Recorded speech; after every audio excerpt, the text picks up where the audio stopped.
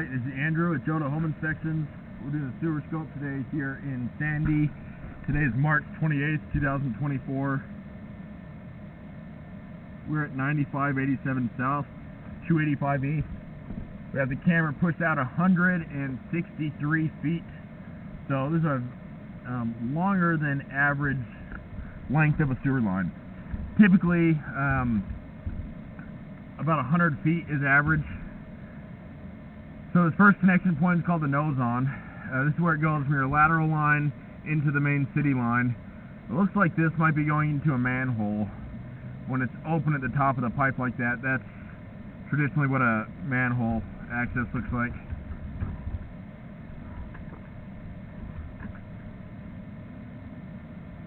Looks like clay pipe from what I can tell so far. Kind of has that pink terracotta color. You'll notice a little bit of running water.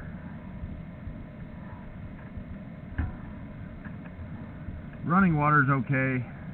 I run water to help push the camera out. What you don't want to see is standing water. That would indicate improper grade. I've not seen any roots so far, which is great. No standing water.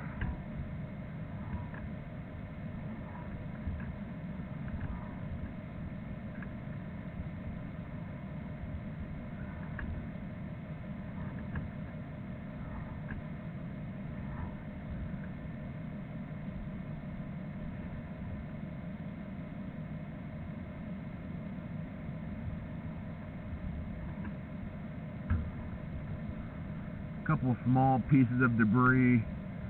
You always want to avoid putting wet wipes down the line or feminine hygiene products. You don't want things getting stuck in the pipe that could create a blockage.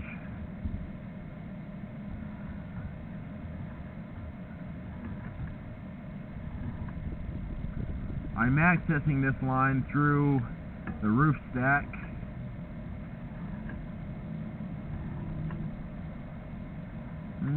Little build up in the line.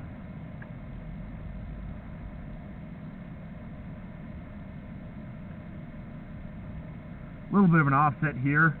And this is a great example of how waste can get stuck on that offset. If enough waste built up right there, that could create a blockage where it backs up into the house. The only way to permanently fix an offset is to dig it up and do a spot repair.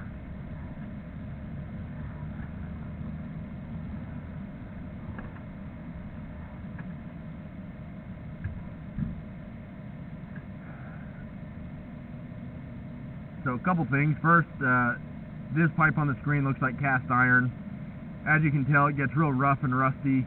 Eventually it will need to be replaced. And then also there's some standing water through here, which indicates improper grade. It actually looks like that cast iron section is a clean out. And so that's a pipe that goes up towards the ground level. That's an area that you could stick a camera down the line or clean the line if needed. I didn't see it, and so it's likely buried. And sometimes those clean outs can sink a little bit and cause some standing water, and I think that's kind of what's going on in that area.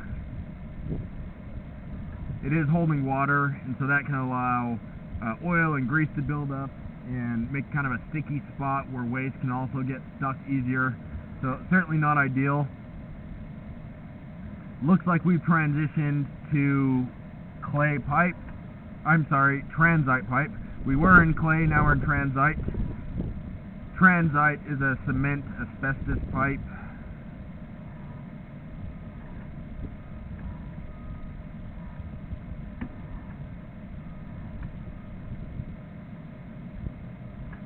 And now we're going back to some cast iron, it looks like. Pretty rough. Rough enough that I would consider having it coated, where they clean it with a chain cutter. That would make it a lot smoother. It would also allow them to evaluate the line better. There's a piece of waste stuck in the pipe. I would certainly recommend the insurance on this line. You can get it through HomeServe, and they would help offset the costs when it's time to replace it. It's hard to tell now. I don't see a ton of standing water, but I do see some. This might be a good line to do a liner on. So once it's clean and smooth, you could blow a line through it, and that's like having a new pipe inside of this old pipe. But you have to have proper grade to do it. Alright, now we're just coming up the roof stack. So this isn't really anything to see. ABS pipe. So just to recap, it's a very long line. You have at least one offset where the pipes have slipped.